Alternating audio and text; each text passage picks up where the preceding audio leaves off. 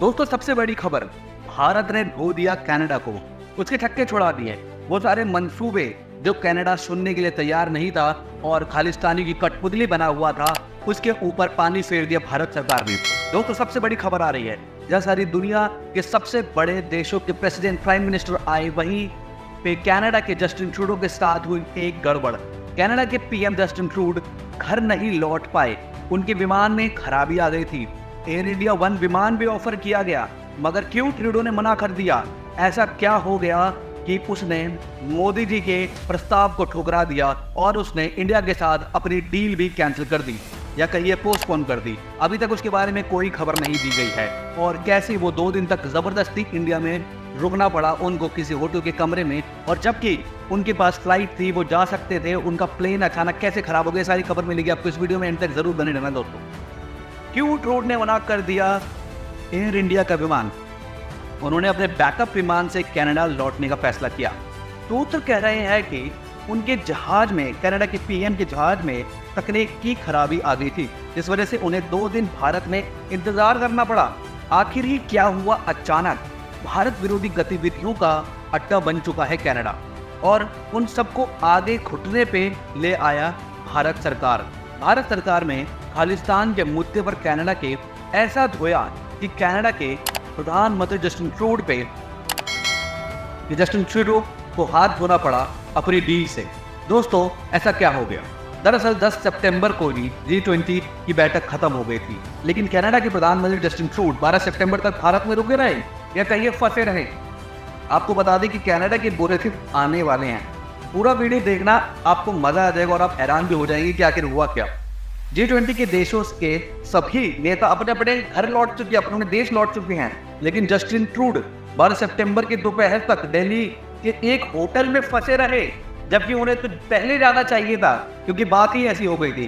खालिस्तानियों के मुद्दों पर भारतीयों से फटकार खाने के बाद जस्टिन ट्रूडो कनाडा निकलने की वाले थे, कि लेकिन उनका प्लेन ही खराब हो गया। बताइए, जिस तरह उन्हें कड़ी चेतावनी दी गई, उसके हिसाब से उन्हें सबसे पहले निकल जाना चाहिए था भारत छोड़ के, लेकिन वो भारत से डांट खाने के बावजूद 2 दिनों तक भारत में ही फंसे रहे। चलिए कोई नहीं, अब आखिर क्या कर सकते हैं वो, लेकिन अपनी इज्जत बचा के कनाडा निकल ही गए आखिरकार। लेकिन अब आपको दिखाते हैं कि कनाडा को भारत ने गद्दारी की क्या सजा दी है। हम जानते हैं कि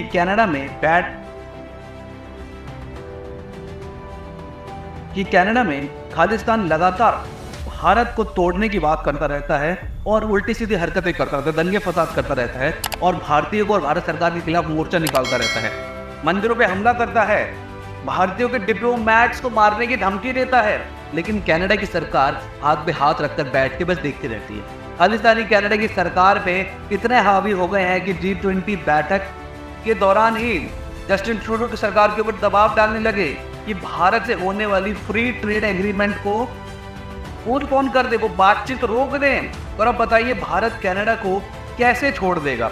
भारत सरकार ने कनाडा के साथ वही किया जो उसके साथ होना चाहिए था।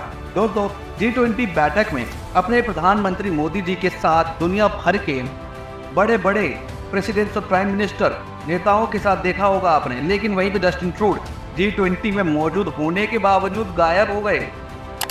ऐसा लग रहा था कि G20 बैठक में वो है ही नहीं, और उनके होने ना होने से किसी को फर्क भी नहीं पड़ता है। यहाँ तक कि उनको मीडिया कवरेज भी सबसे कम मिली है।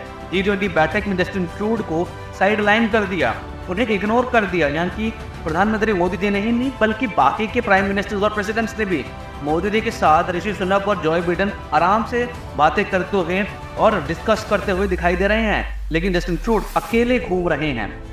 लेकिन मजा तब आया जब प्रधानमंत्री मोदी जी और जस्टिन ट्रूडो आमने सामने आए। पीएम मोदी ने उन्हें खालिस्तान के मुद्दे पर घेर लिया और उन्हें कहा, हम खालिस्तान गतिविधियों को लेकर बहुत चिंतित हैं। प्रधानमंत्री मोदी जी ने ट्रूडो को बताया कि कुछ लोग आतंकवाद और हिंसा को बढ़ावा दे रहे हैं आपके देश के अंदर, अगर आपने अभी नहीं रोका तो हमें फैसले लेना पड़ेगा, और तब फिर आप बीच में ना आइएगा कि ये कर रहे हैं, क्योंकि भारत के खिलाफ गतिविधियों को हम बर्दाश्त नहीं कर सकते। कोई हमारे देश के खिलाफ कुछ बोले, कोई प्रदर्शन करे, ये भारत की सरकार और भारतीय लोग नहीं देख सकते हैं, क्योंकि कनाडा के अंदर सबसे ज़्यादा भारतीय ही बसे हुए हैं, और उन लोगों को भी खतरा है। और जो हिंदुस्तान के ऊपर ऐसे आलोचना कर रहे हैं भारत सरकार की और खालिस्तान मांगने की, ये जो बात कर रहे हैं और ऊपर से हमला भी कर रहे हैं हमारे डिप्लोमेट से घरों पे और उनके ऑफिस में, और ऊपर से और हमारे डिप्लोमेट को मारने की धमकी दे रहे हैं, तो हम ये बिल्कुल बर्दाश्त नहीं करेंगे।